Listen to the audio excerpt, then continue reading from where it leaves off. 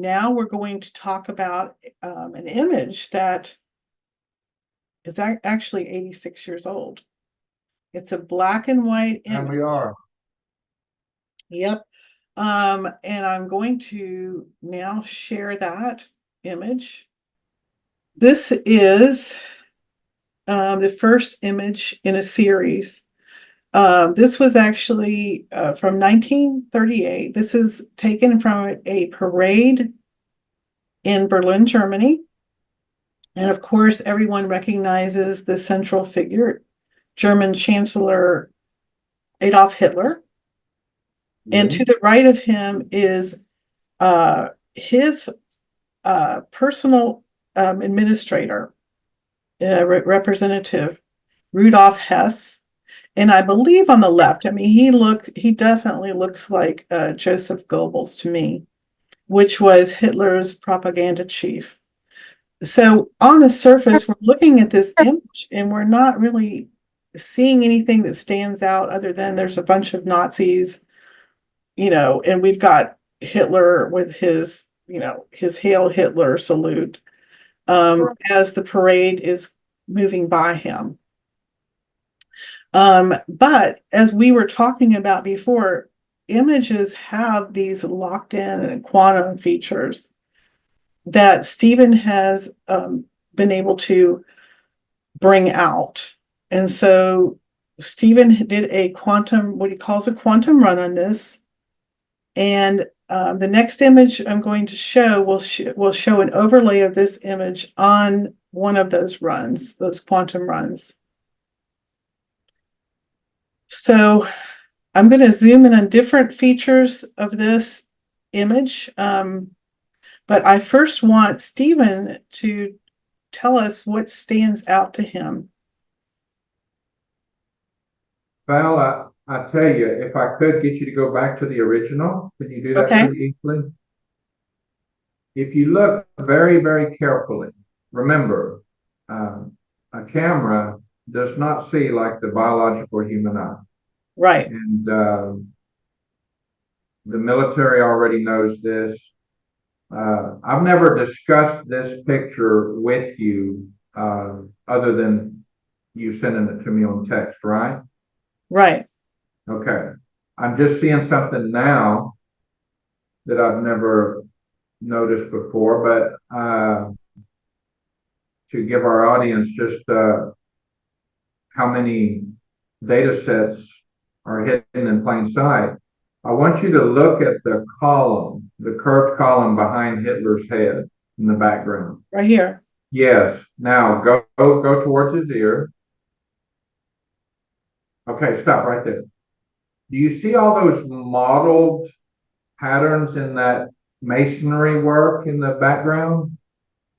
Right. Mm-hmm.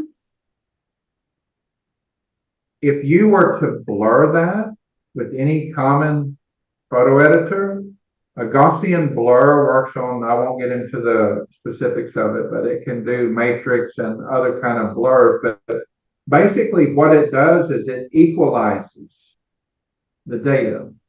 Now, some debunkers and skeptics will say, oh, it's just digital noise, it's film grain, it's, just like the UFOs, it's a Walmart bag, or it's birds, or it's swamp gas. If you look at that, and Val, you've been in this long enough, you can see them right there, don't you? You tell me if you see them in that. That's not in the masonry work. That's actually a foreground data set that exists in this photograph. And I'm seeing them now. I mean, I've never really noticed that. Look at his arm. Look under his arm. It's not pareidoia. It's data, hard-coded data that was captured. And we just unlock it in a more clear, precise way. Right. I'm seeing an entity there. Yes. This data was there 86 years ago. Right. I see the ones that were on over his arm. Exactly. You see that haunting one in the background playing kind of peekaboo. And again, we're aware of pareidoia. We watch for it. there is patterns that the human brain wants to make a face of. Look at Hess's neck. Go zoom in on his neck. What is that? Right. You know, what is that? If you could, if you open your editor and just slightly blur it, all that does is takes out the peaks and the valleys, borrows from each pixel, its neighboring pixel, and equalizes things. And it will become very clear that there is something more going on in this photograph than what meets the eye. You see it all in his jacket and in Hitler's pocket. Right. Now we do want to distinguish between what we just pointed out and noise, image noise, right? There's Yes, image there's noise. image noise, and let me go a step further. If you look at the latest scientific breakthroughs that are happening in optics and photonics, noise is at the forefront. They are finding out that there is data in the noise. I mean, where does noise come from? Is that camera back 86 years ago on purposefully having something in it that can decipher faces? No. What year was this? You said 1933? 1938. 1938. So there is a treasure trove of information even in noise. And it doesn't matter the compression codecs, the artifacts and all that, the data is there. Right. One or two things that you could chalk off, well, maybe this is noise or pareidolia, but when it all makes sense and there's hundreds of them and they're showing different expressions and the maxillofacial expressions, I mean, it becomes sobering, especially Right. video. You see them move and change their expressions and they'll morph, and that's not pareidolia. So you can go back to that. So you tell me what struck you when you first saw this? What leaps out at you? The very first thing that struck me with this quantum run was this face to the right of Hitler's head. Yes. Because it looks human-like. We often see entities that look like creatures, but this one seemed to have some human features, and it seemed to be a very dominating figure.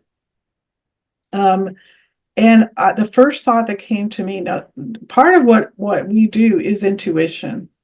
Yeah. There's an intuitive process that goes on, especially when you've been doing this long enough, you kind of immerse yourself into an image. Yes. And you start to feel what's there. And the longer that I'm looking at an image, I often look at it and go away from that image for a while and come back to it. And new things come to me. But the first thing that came to me was that this was an entity related to Hitler's father. And the reason I thought that was because number one, it's dominating and it's kind of in the background. It seems to be an entity that's has kind of a overreaching influence on him, and because it's standing a little back, and I had not seen an image, a real picture of Hitler's father, but that was my first thought before I ever saw that image. Well, I went out online after thinking this and I found this image. And I thought there was some similarities between the features of his father and this entity. I'm not saying that this entity is his father. The way that I understand these things is that I don't look at these as people who have passed on, like these entity faces, as people who have passed on. I look at them as entities that were influencing those people that passed on. Yes. And so this could be a spirit that is representing his father. And that spirit could have influenced his father to abuse Hitler. So in Hitler's past, his mother was always very kind to him. And I read about this recently. But I had known for quite a while that his father, Aloy Hitler, was highly abusive to his son, to the point where he whipped him on a regular basis and almost killed him. On at least one occasion, he whipped him so viciously that Hitler almost died. And so we're talking about a very brutal father figure. But unfortunately, a lot of times when a child is treated this way, they have a propensity to become violent themselves. Right, And so right. this seems to be part of who he is this violent background. And he did have a nurturing mother, so there was also this side of him that appreciated women, appreciated children, the of the races that he preferred. But this was the evil side of him, and that's the very first thing that stood out to me. How about That's you? amazing. That facial display also immediately drew my attention. That one right there. Uh, yeah, even the slant in the face and the mannerisms. I mean, it's not a carbon copy likeness. Right. You and me are just trying to interpret the data. We're not saying it's anything, but of course, we always invite others to see what they think. I Yes, know yes. for someone first looking at this, it's all bizarre. We do nuts and bolts work. We crops, meteorology, cosmology, um, but this is a part of the world that we live in. Is there are other beings here beside us that have been here long before we ever got here. Right, In exactly. And my that's opinion. one thing that when we looked at the original image, by looking at this image, we cannot tell what is influencing Hitler. There No, is an no. influential power behind the scenes. And Val, excuse yes, me, while you're on this, can you zoom in to where his father would be or what we perceive to be a possible father? it was somewhere in here. Yeah. Okay, I don't see anything, but I do see some aberrations and all, but again, for the skeptics and debunkers, we watch for that very, very carefully. Um, I did see some things there though. Okay, yeah, it's a little up to okay, so continue. Sorry for interrupting. Right. So that's the first thing that I noticed about this image. And I have other images I'm going to show, but that's the only thing for this image. Stephen, do you have anything else to say about this one? Well, I did notice there appears to be a entity, being, whatever you want to call them, demonic power, phantom, take your pick, at his right ear, which would be left as viewed by us. If you could zoom into his ear a little bit, not too much, but yeah, you see that one there? Right here. Yes, it looks like it's literally whispering in his ear. Right, right. And Uh, I'm going to talk about some of the other things. I do notice other things, but I actually am reserving the other things for a different image that's in black and white. okay, okay. But and then go along his arm. To me, I mean, everyone sees it differently, but that looks like a monkey on the end of his, like a spider monkey biting him on his fingers. That white. Can you move your cursor up Right, there? right Yeah, here. yeah. Mhm. Oh, it's not funny, but I'm reminded when I saw that reason I mentioned spider monkey, when I was a kid in church, a traveling minister mentioned, and back then, you hear these stories and you just think, you don't know what to think. He mentioned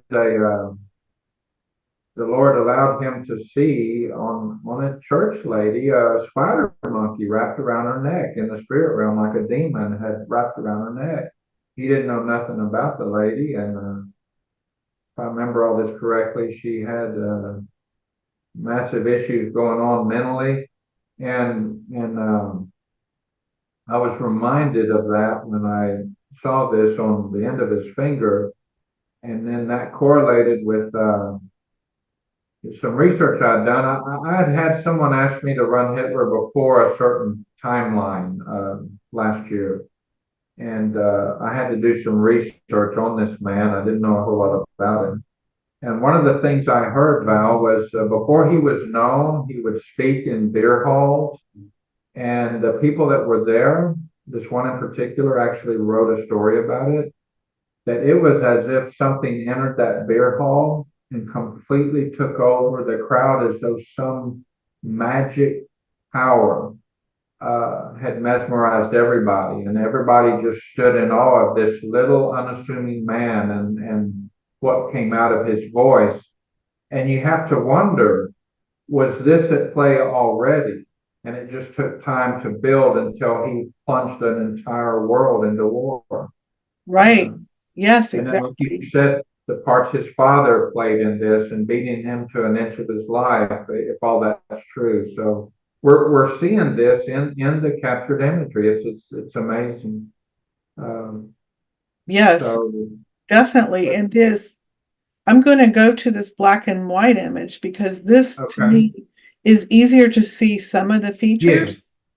yeah, We can still see that what Stephen described as a spider monkey at the end.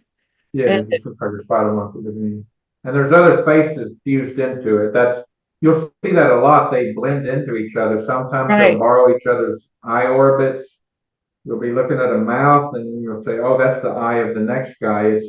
It's called quantum superposition. They're in a smeared out form of probability wave. And the act of observation in quantum mechanics collapses a waveform. So when that camera was shuttered, they have to settle on a certain identity.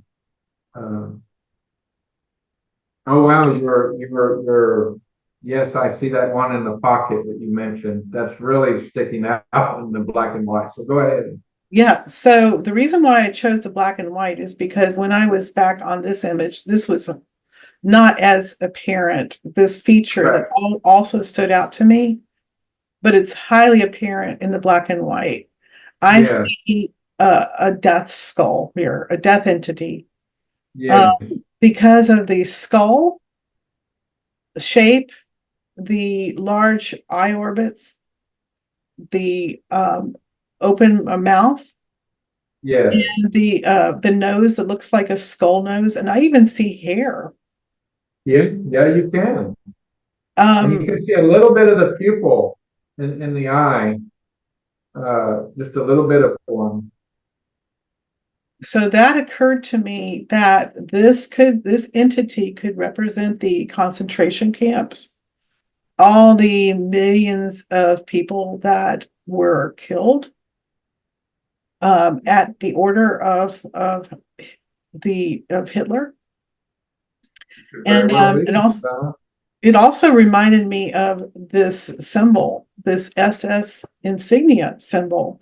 This symbol, I did a little research on it. It was worn by the SS concentration camp guards. And it was also worn later on by the Waffen SS Panzer Division, I think it was the 3rd Division, who engaged in war crimes. And I mean, I'm sure a lot of people have read the atrocities that these people committed, and this insignia is very appropriate for Yes, it is. their love of killing. So that stood out to me. And also another thing that stood out to me was Hitler's mouth. So if I zoom in on this mouth, it looks like it's being pried open by some mechanism. It's hard to decipher exactly, but you could see that something's kind of clamped around the bottom jaw.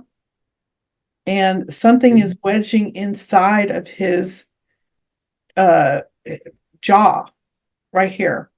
Yes, Now, yes, I see that. I hadn't really noticed that before until you were mentioning it. well, this is the thing we notice, but the difference between the actual original image and the one that has gone through either a quantum run, or we call it data reduction, where we can actually see the real data behind the scenes, is that what we're looking at in reality, there's something on a spiritual level that's happening to that same person. So Yes, like we didn't see that in the original image, anything wedging inside of his jaw and right, opening his right, mouth. And we didn't see the wide open mouth. We know there's a little black thing for his mustache above his right. upper lip, but we didn't see this orifice, this large orifice, or something opening it. So something is controlling his mouth and the words coming from his mouth. There's some force behind this that is operating within him and Yeah, using him to get a message across. That's how I interpret that. I agree. This could very well be. I see even more things that I haven't really noticed before. This I spent quite a bit of time on it, but it's by no means the best we can do. It's very time consuming once you do a run to do the data reduction and fine tune everything. We could really do a deeper dive in this, and I'm seeing data sets that you just brought out that I can enhance and really show that his jaw being propped open by something. It looks like something triangular, actually. So that's see, this is why I love working with you, Val. You're able to see things I don't see, and we just kind of feed off of each other. Right. This is a close up of that. Yeah, I see some branches going here from Yeah, something yeah, holding that mouth open. And it looks like a clamp right here to me. yeah. There's something definitely going on there that is not in the original photograph. Um, so another thing that I noticed was, Stephen mentioned before, I noticed these entities along his arm. Yeah, And that's so weird. Just yeah, lined up in a row perfectly. they, to me, now they're I see two possibilities with their process here, because like everything, all the entities in these images, they have a purpose.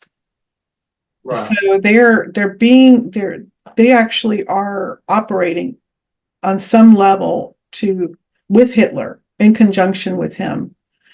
And I see these as either getting something from him or showing subservience to him. They could be subservient entities to the greater entity that is controlling him. Because there is a power source, we'll see later in another quantum image run of this, that shows a central core power in like where his heart is. And that Yeah. power source could be energizing them. It could also be overlording all of this, where Hitler is kind of like part of that core entity, like Hitler's been maybe taken over by it. And these things are subservient to Hitler and to that core entity.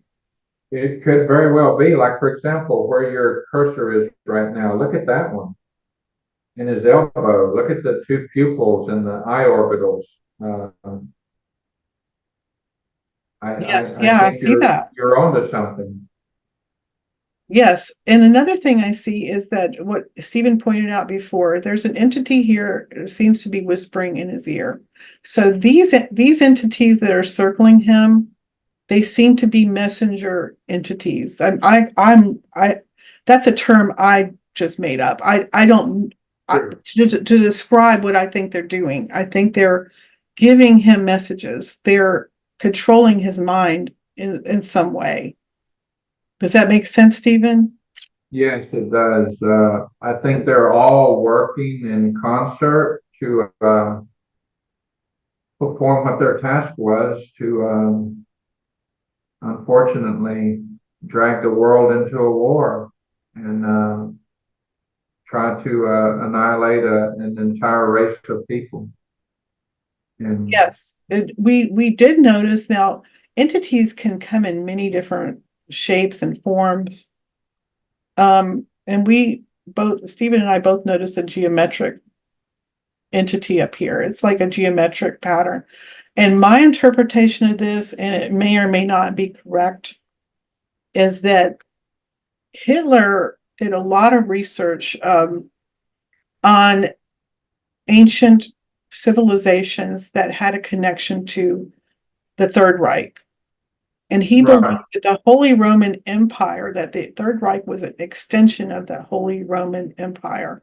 And to me, this might be an architectural representation of the Holy Roman Empire, because I see the columns here, and it could be, Val. I noticed when I did that run, it was almost like a flange fitting on his head or something. It was very bizarre. And it was a structure, a quantum mechanical structure, but a structure nonetheless.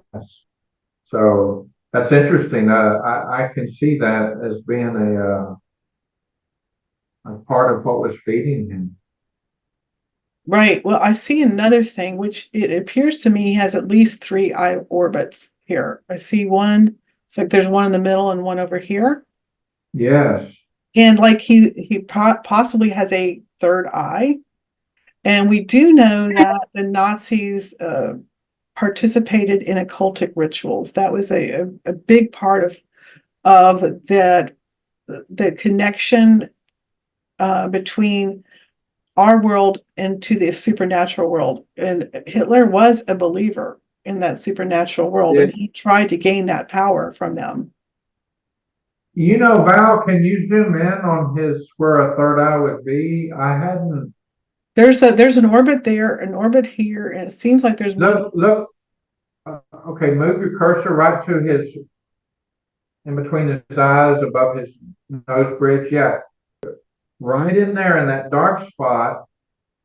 If I know his picture right, would be where a third eye is, and we have resolved a third eye in several people before. Um, it's a very real thing. Uh, you've seen this example, right?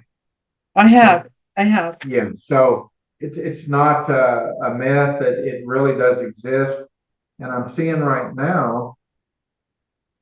You're right, Val. There may be evidence in there, if I were to brighten that and do some data reduction, that there's a third eye existing where it's typically known to be. So I hadn't connected those dots. That's amazing. I kind of see it now from my screen. I don't know if you can see it.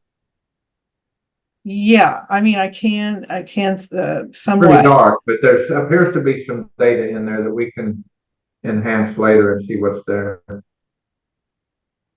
So, Stephen, before I move on to, there's two more images, and I don't with this one, this is all I have for this one. Is there anything else? Like this is yeah, the black and white. I have a couple more quantum runs to show with the with Okay. the with the blue shifting and the red shifting. But before I go there, do you see something else that really stands out to you here? Zoom out for me. No, other than these people closest to him, they all seem connected, like in some kind of network. And I'm noticing in his left front shoulder area a very, very dark void there. I don't know if there was anything in the original photograph that would Right be here? tagging that. Yeah, right there. Yeah, I can go back to the original and Yeah, go to the original photograph and no, see. there's Yeah, nothing. see, I don't. there's nothing there. Now zoom in to this photograph on his chest area. Okay, stop. I kind of see a little bit of something there, but there is no badge. There's no black uh, uh, anything there. It's just homogeneous color. Now go to the run. Wow, look at his neck. Look at that stuff in his neck. Zoom back into his neck. That's crazy. See, that's something more than just normal noise and film grain. That's some data there that warrants, yeah, go to the black and white one. You see? Yeah, so What, this looks like, you know what this looks like to me? It what? looks like a insectoid, Like like a what? a beetle shape, you know, and we've seen those sorts of things before. And I don't Yeah. know what it would be symbolizing, but it looks like a creature to me. So when you see something like that that has no surface reason to be there, we have to watch for that too. Remember, there's all sorts of things going on in this photograph. There's light matter interactions happening. The photons are hitting in there at 670 million miles an hour. There's lots of physics involved with all that. So we have to wade through what is surface, what is natural, and what is interdimensional. And since we see nothing in the original photograph that would warrant such a dark void there, you automatically have to correlate that something is going on there beyond what we see. Is it a pacemaker? Did they have pacemakers back then? I don't think so. Is it something he was hiding behind his shirt? We have run into that where we can see things Mm-hmm. that people are hiding on purpose to see if we can find it, you know. But I'm with you, Val, that there's something going on there that would warrant further investigation. So that's all. That's all that stands out. Okay, I'm gonna move What? on um, Okay, yeah, go ahead. to this one here. So what stands out for me is this power source. And this is Yes, what I was talking about earlier, that the in the run where we saw the entities along his arm that seemed to be showing subservience to him, that there's some dominating power inside of Hitler, and I think that has taken him over. yes, I Um, agree. and when somebody's taken over, it doesn't mean that they can't still be part of themselves. They may not realize they've been taken over. Right. Um, but we can see this power source here, and also we can see this entity face, which on the next one we can see that more clearly. But Yeah. that's the thing that stands out here is that there's a power source right around his heart. His heart might be a little lower than that, but right in here.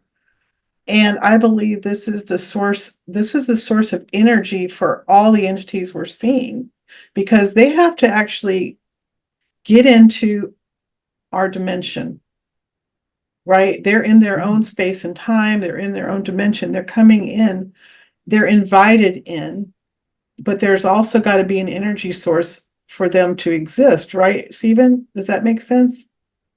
Yes, we have seen what we call dynamos. They're actually of a toroidal nature. They're much like the tokamaks and spiromaks that they're working on to create fusion energy.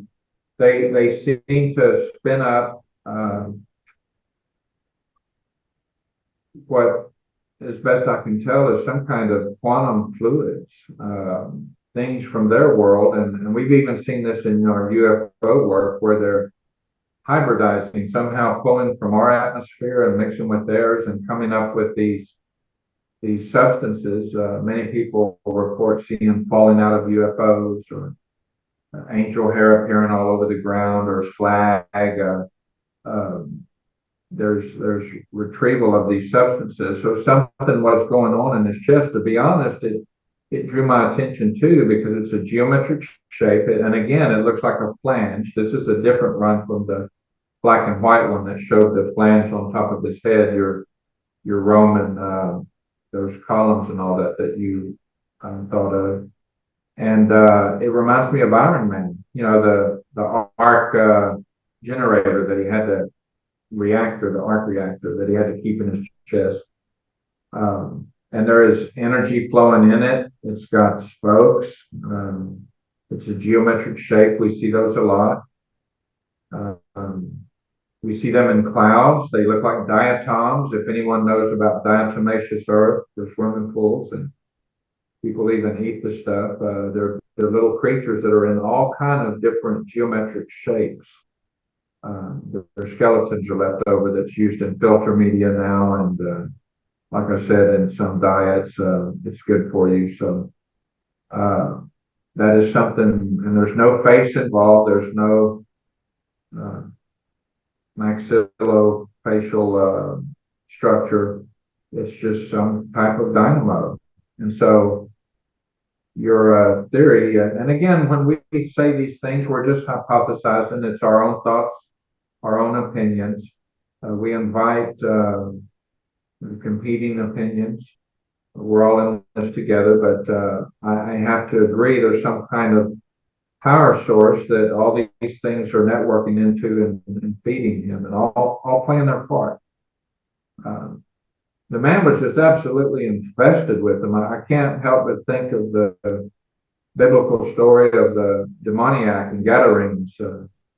Jesus asked him, "What's your name?" And he said, "My name is Legion, for we are many." If you remember, Jesus Right. cast out those demons, and they begged him not to send them out of the country, to let them go in the swine, and he let them go into the swine, and the swine killed themselves, ran off the cliff, and drowned. So I'm reminded of that. There's just absolutely tons of them in the data. Um, Yes, there certainly are, and we haven't even scratched the surface of what really is there. And we're just talking about the things that are standing out to us. And yeah, one thing that really stood out to me in this and the next image is this mask sort of thing, or this other person that seems to be um, uh, what like a second entity that has overtaken Hitler. Like it seems like there's a mask in front of him. And I noticed this also on another SS member. There's another face here that's yeah, really seems to be a like a mask. they are. Val. Matter of fact, I had another client mention that they look like the theater masks. You know, the happy and the sad. Hmm. We see a lot of those in not only human biology interdimensional work that we do, but in basic other fields of study we're working on, and UFOs and high strangeness areas. Sometimes they look a carbon copy of the well-known, um, I think it's called tragedy or something. It shows the happy mask and the sad mask. Right. And if I on the last image, if I go into that mask, I see a person's face. Yeah, yeah, Looks like a you'll see man's that. face. I see Uh-huh. eyes, nose, mouth. It looks like it's kind of in a bubble, but I know that's part of your process, but it's very Well, no, distinct. hold on. It's not a part of my process. Let's clarify that a little bit closer. What's happening is the quantum imaging is picking up on there's something of profound energy happening there, and it's actually warping, as it were, space time. We've seen this a lot in UFOs. It's gravitationally lensed, micro lensing just in that area. It almost looks like a molten glass blob was put on top of that, and you're seeing inside of like a glass marble with all the Hmm. different designs and all. So you're right, you're seeing multiple things happening just in that confined area due to it is an unusual process. If you look right below that, you can see it's really, really magnified. It's refracting and distorting the things that are going on behind it. So there is an energy happening there, and it could be coming straight out of this dynamo, this inferred dynamo. Right, We're, we're not saying Hitler had an Iron Man arc reactor. What we're saying is that the data is pointing to things that only we can grasp what it could possibly mean from our culture, from our understanding right. in this century. Yeah, it's not that we're trying to understand this from from our human perspective. Right. But there's definitely it's this other world has their own rules, their own agenda. We're just Right. trying to decipher and understand it in human terms, but there's a lot of obscurity in what we're seeing. Yes. Another Well, thing, oh, go I ahead. mean, oh, go ahead. There's just so much. I see a white dude. Remember we were talking about the widow's peak, the heart shape? Can you move your cursor straight up to that blue? The No. blue.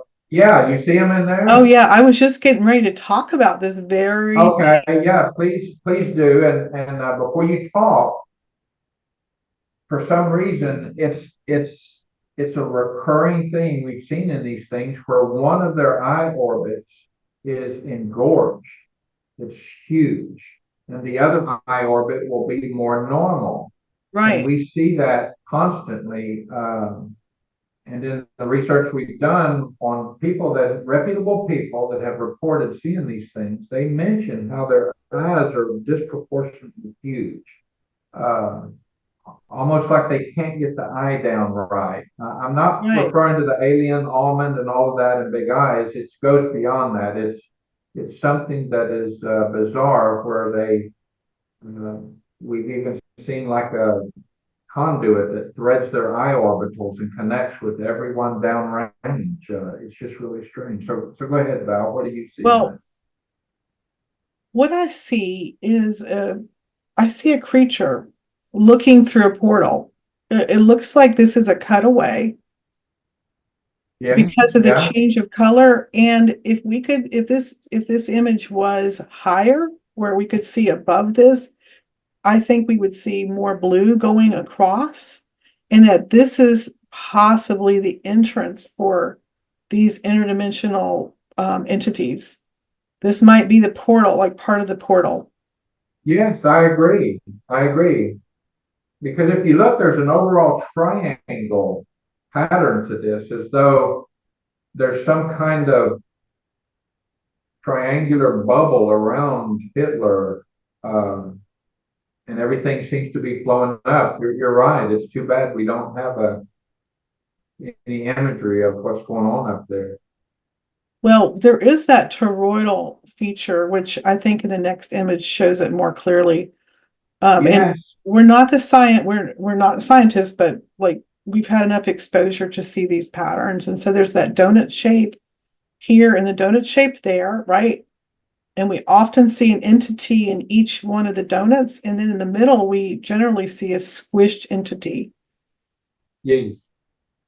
We call them toroidal beams. They show up in the imagery. They're not as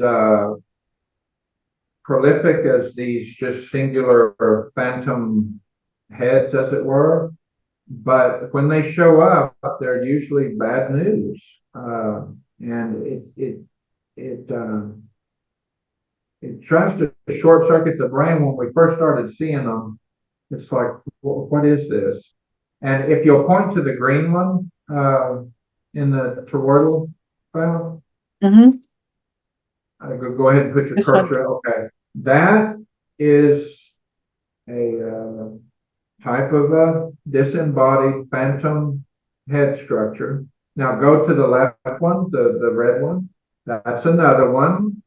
And you got to remember, we're seeing a cross section. There may be 100 different things going on in front and behind. So you're going to see other things. It becomes very frustrating because you want it to just be cut and dry, but instead it's like looking at a bowl full of gummy bears. What color is this one? What of different shape gummy bears? Maybe there's some gummy fish and gummy geometric shapes. So that's what you're dealing with in quantum imaging. So you have to approach it as such, decipher it. And what we see is we see a green entity and a pinkish red entity. And in between is an axis of other entities. Usually there's a kingpin, not always. And there is a flow. If you look, there's a flow in between this, as though there's a spinning donut on a string, and the string is in between the hole. And that's what you call a toroidal field. And we have matched over and over known scientific illustrations of toroidal fields. They circulate around supermassive black holes, stellar mass black holes. Toroidal fields are a known energy that exists in the universe.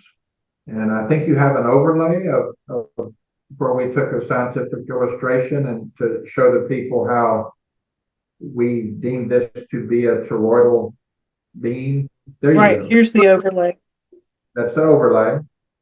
And everything matches.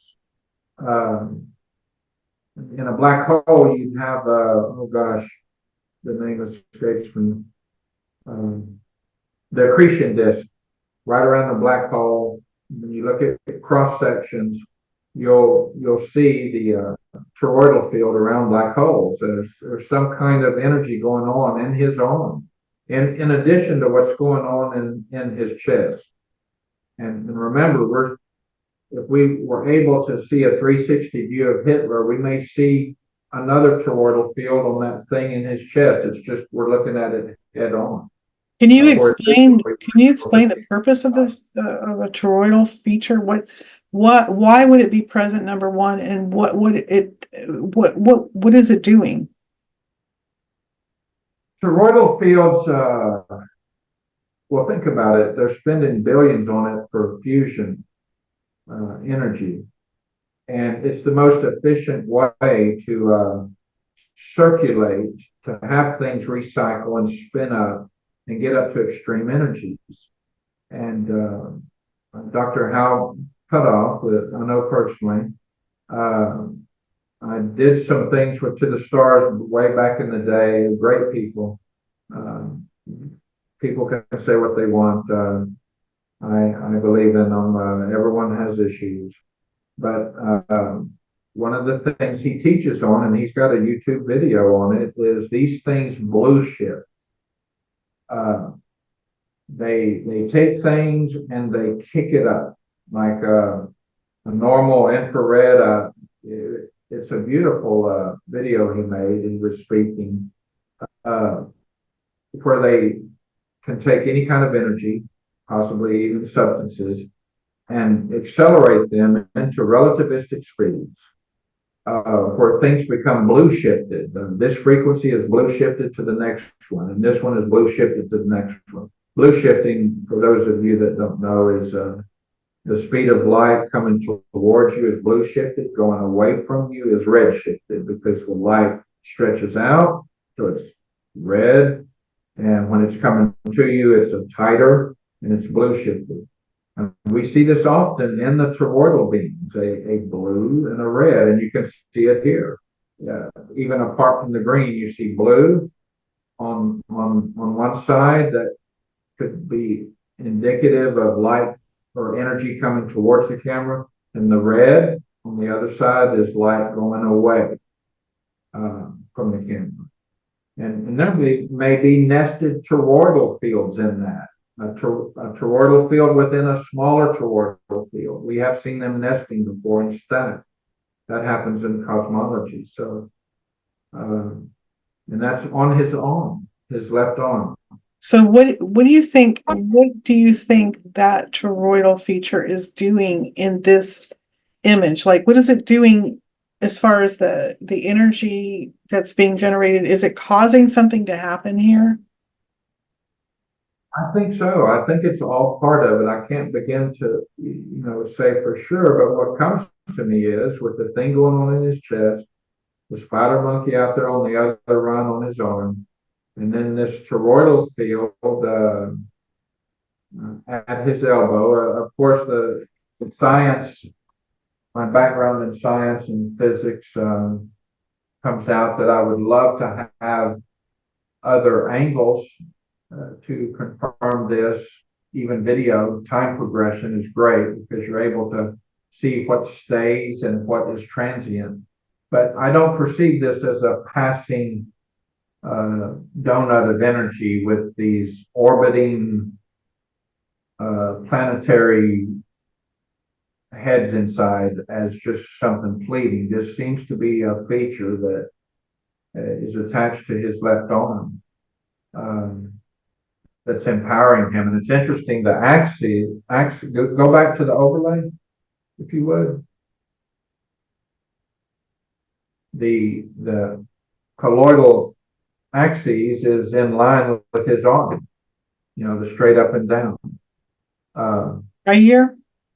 Yeah, go straight up and go straight down. You see that thin white line from the overlay? Oh, That's that yes, yes. colloidal axis. And then your toroidal axis is left and right. That's right. So why is it on his arm?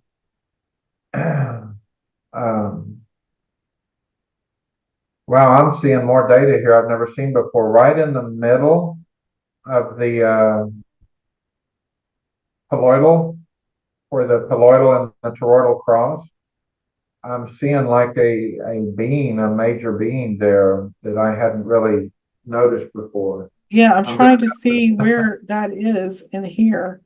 It would be right there, that blue thing. That's what I'm seeing. This? Yeah, that blue one right in the middle. Well, here's a blue one here. Are you talking about down Okay, here? no, it would be in there more. It would be in here. Okay, so it would be there, yeah. So there's something there that doing the overlay has popped some more data. Of When course, I the just zoomed, overlay is synthetic. It's an illustration done by from a science the university somewhere that I pulled that image from. Stephen, when I just zoomed in on this, I'm seeing a different face now. I mean, it's weird. I'm seeing, okay, this is what I'm seeing with this is an eye here, a smile. Yeah, I'm telling you, it's really Cheekbones, a bizarre. chin. Like I Yeah, see something. I mean, this is a very creepy looking entity. it's mind numbing. Sometimes I have to take a break from the work. It's just so. Uh, from far away, you'll see a face, then you zoom in, and oh, the mouth is actually a bunch of little tiny uh, entities. And then you see an eyeball, and the eyeball is a mouth of the next one up, like a totem pole, cascading. It's just, it's an amalgam of beings, much like, these shadow people they see and stuff. We've run that. It's actually an amalgam of all kind of creatures. I'm reminded of starlings, the birds. They Right, fly together and they can look like certain shapes, but actually it's thousands of little birds. A school of fish can look like a certain shape to scare off a shark, but in reality, it's just a bunch of little fish. When whatever these things are, when they project these certain shapes and shadows and um, the data points to they are joining forces like starlings and schools of fish to accomplish a shape that we understand. They've even mimicked our culture. I've seen comic book characters, goofy things, um, googly-eyed, doll-eyed, doll heads. It runs the gamut. right. I Evil looking agree. things. Some of them look asleep. Some of them look in sorrow and agony. It's Right. quite And sobering. I think it would be good just to offer an explanation to people who don't really like understand like what we already know, like what we already have learned. I'm just saying personally, from my perspective, like these things have to have an open door to be in a person's life. Like Hitler had to have had an opening for these things to come and influence him. And the Bible, we're coming, Stephen and I come from a Christian perspective, and so we know the Yeah. Bible explains this world that surrounds humans. It influences people to do good and to do bad. The good ones, we're not seeing the good ones here. Um, Right. the good ones would be from God and his Holy Spirit and that influence over humans. But the God of this world is what we're seeing here. The God of this world has a lot of demonic spirits. And those demonic spirits, the history of them, that's for another episode. But we believe that's a lot of what's happening here is these are demonic spirits that are influencing him. We call them entities. They don't need whole bodies because they're not in our realm per se. But I mean, that's how I would explain them. No, Val, you're right on the money. I mean, when I first started in this and started seeing this data, at first I didn't see this. I can remember my meteorological work. I worked with NOAA and NASA on some things, and I was under review there for a while on hurricanes, especially high energy hurricanes. And they wanted me to speak at the Meteorological Society meeting and bring my work there. And I haven't been able to do that yet. But one of the things I noticed is I would see these geometric shapes in the clouds from my satellite weather imagery. At Redstone Arsenal, there in, I believe it's Alabama, that's where the NASA Earth Science Center is located. The satellites, I worked with the head over there, and we were trying to determine what all this meant in my meteorological work. And I noticed these strange geometric shapes like sand dollars in the clouds. And we didn't know what it was. And even this time progression where we've even seen evidence of time dilation in some of this work, where it looks like you're able to see backwards and forwards in time. And we couldn't understand it, how a thunderstorm, I'm seeing its progression out of one frame. And so, again, it has to do with the spooky realm of quantum mechanics, where Einstein even referred to it as spooky action at a distance. Quantum mechanics is very weird.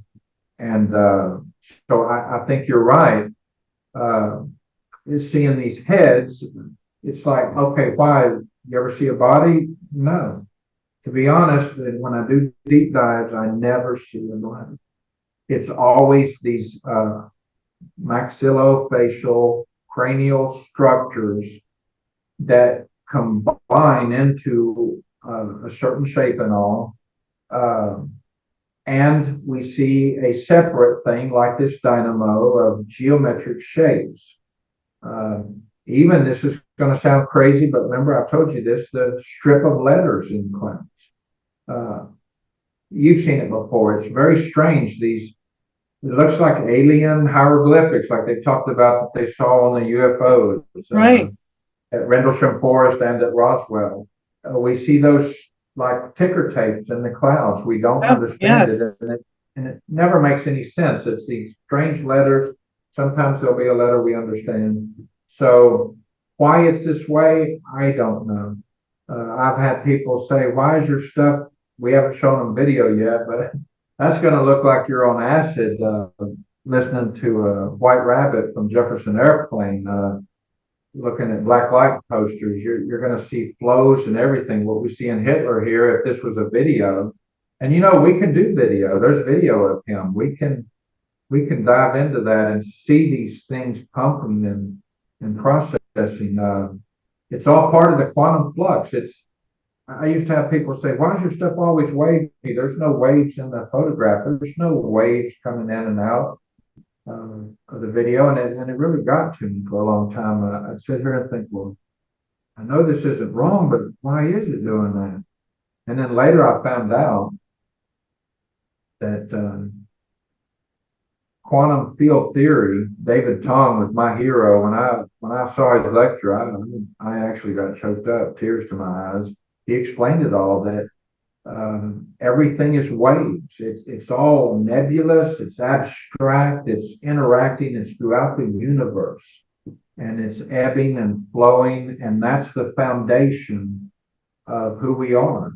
And not the Greeks thinking it was little Lego blocks and particles. When you get it down to its core, it's this diffuse wave of probability. where everything is in flux, and the active observation collapses the waveform. And it's much like if any of our audience knows about the Bose-Einstein condensate, look that up. That's a strange thing that freaks scientists out. And under certain conditions, you get those particles cold enough, and the Bose-Einstein condensate forms a gaseous mass, much like what we're seeing here in Hitler. The particles lose their identity. They don't know who they are, where they belong, what they're even doing, and it freaks scientists out. There's lectures on YouTube about it. It's bizarre. So again, Val, I think they are encapsulated inside these cranial projections, holographic projections, whatever you want to call them, and that is how it's designed. This has a design to it. It has a flow. It has a mechanism. I can't help but remember the scripture. Hell was not built and designed for us. It was prepared for the devil and his angels. Who designed that? Who built it? It has to be the same force that's behind all of this and decides what they're able to do and what they're not able to do. So it's very exciting. It's sobering, and that's about all I can think as far as this picture goes. Right. I have a couple more ideas about this, and that is, you know, we know red shifting and blue shifting, like you said, like red shifting's moving away, blue shifting's moving towards us. Right. But When we're it's in thinking, a Doppler effect, if you're actually in a Doppler Mhm. situation where you're getting spin, those rules apply. All this green and yellow and everything else, we don't fully understand what that represents, except I do know in the green bandwidth, I'm able to see things that you cannot see in the red bandwidth, because I do separate out the RGB, the red, green, and blue bandwidths. Right. But I've wondered, because we know that only in our dimension do we have like our space and time, right? And so Right. other dimensions don't operate in our space and time.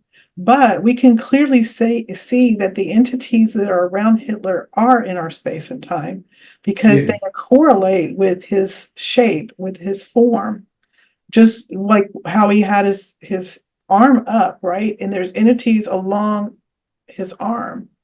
So wouldn't that indicate that they are in our space and time? Yes, that would, and it's also a strange thing where, how can I say this? We have seen in the video ones that are moving and morphing, and then these others in the background. My childhood friend Ricky calls them watchers, spectators. They're just like wallpaper. Right, They're like just, this guy back here, he could be in another space and time, maybe. yeah. It's like I do a time grid when we're dealing with video, and you're able to see, like, if this was a video here, and let's say it was a 100 frames of video, we would take all those 100 frames in the runs and put them on a complete grid, and you're able to see time progression. And then you do a run on that collage, and all of a sudden, these things, like that blue fella up there with the engorged eyeball, and see, it's a hexagonal shape. You see that? Up there. That Right one here. engorged eye is a hexagon. When you see a hexagon, it's also high energy. In meteorology or cosmology, hexagons are known shapes that form with energy. On Saturn, it's got the hexagon at the poles. Jupiter, it's got all those hexagons that they find. So the time grid, we see these entities just standing there. They don't move across the timeline with all these others that are moving. So I think you're right. There's time issues going on here that we're only beginning to scratch the surface of. Um, it's just it's mind boggling. I have thought much of you and your ability, like the famous Stella Lansing, where she had this ability with her camera to capture things that normally aren't captured. And one of the issues with her photography is time. They did not understand how something showed up. That was during the film days, Mhm. digital cameras weren't prolific back then. She's passed away now, I believe.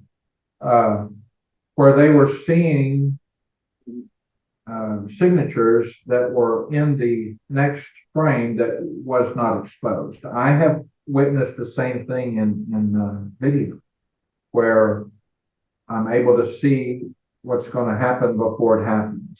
And it sounds impossible, but you're right. Some of these things are in time immortal, ancients of old. I don't know how long we've been here. Some of them look asleep, and they're just back there in their own.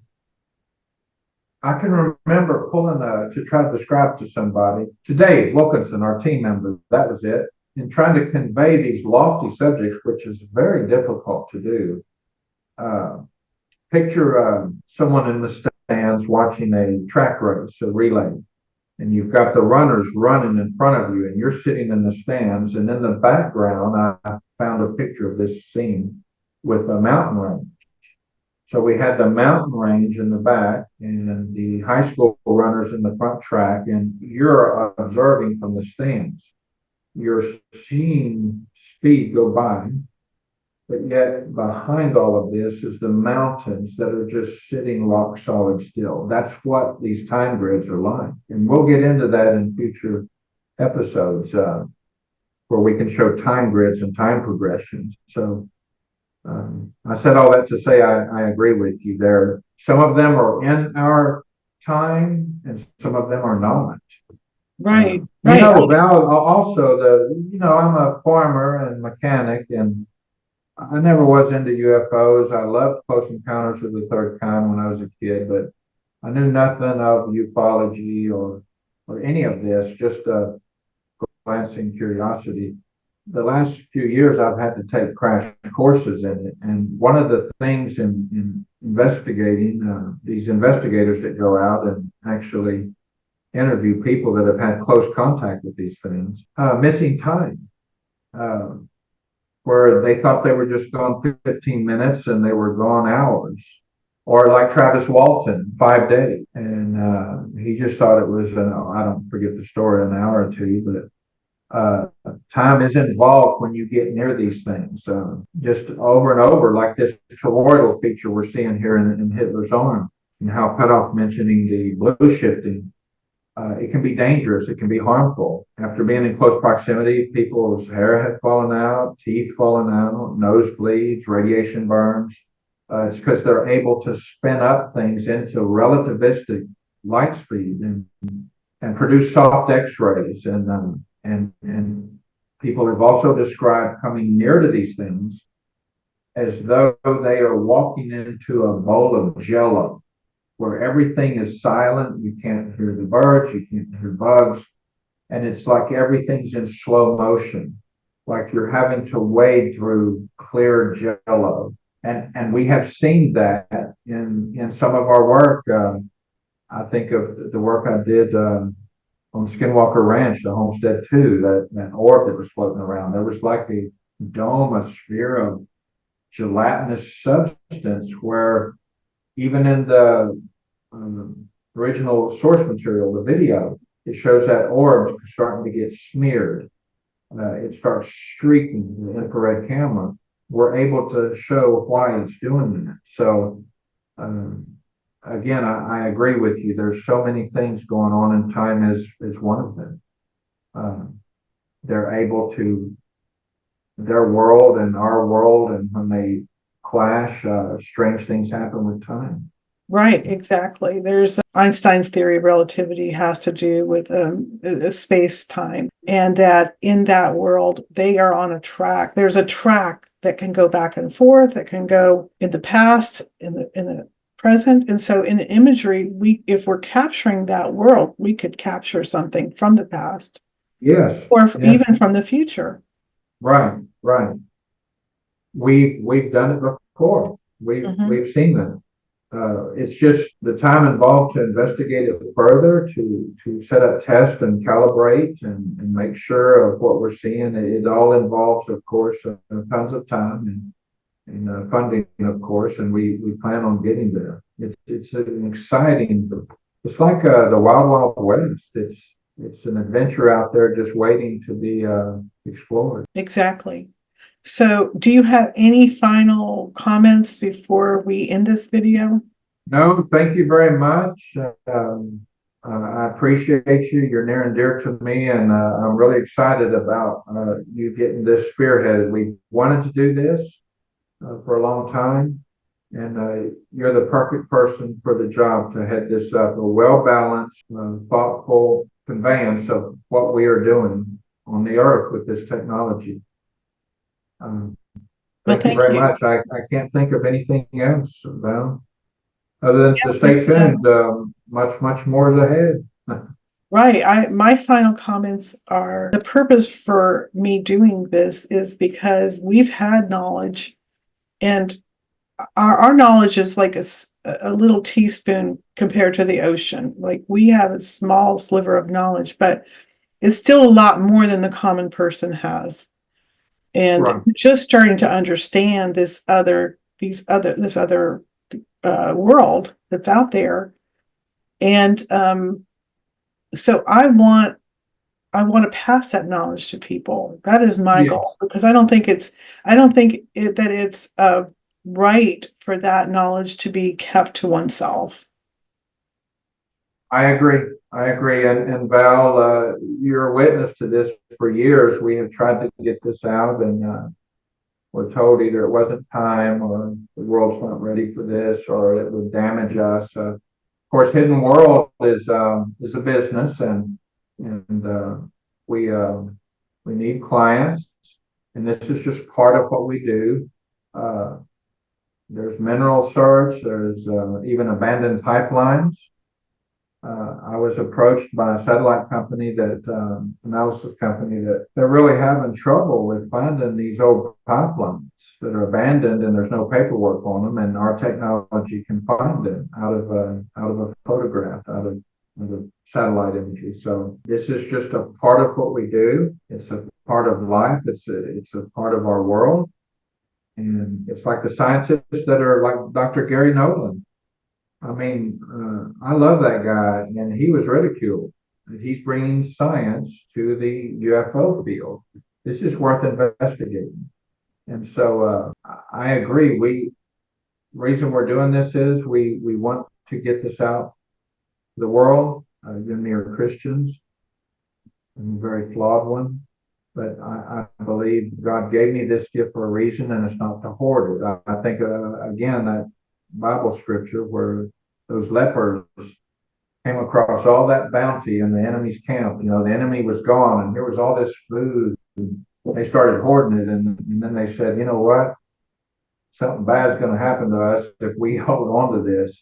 We better go tell the children of Israel that right over here is everything you'd ever want. The enemy's gone. So we want to help people, not scare them. None of this is to scare or terrify people. I've had people ask me to run them, and they've got some pretty bad things going on. And I tell them it's just data, um, and it's for your benefit. And there are solutions. We invite getting this out. We invite anyone that has ideas. The hive mind, crowdsourcing.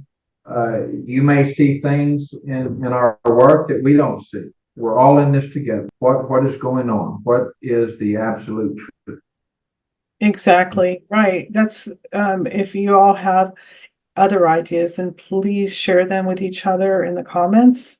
Share them with us. There is a lot of interpretation, personal interpretation that we presented. Yeah. There's things that we've definitely missed that others could pick up on. So we appreciate if you convey that to us.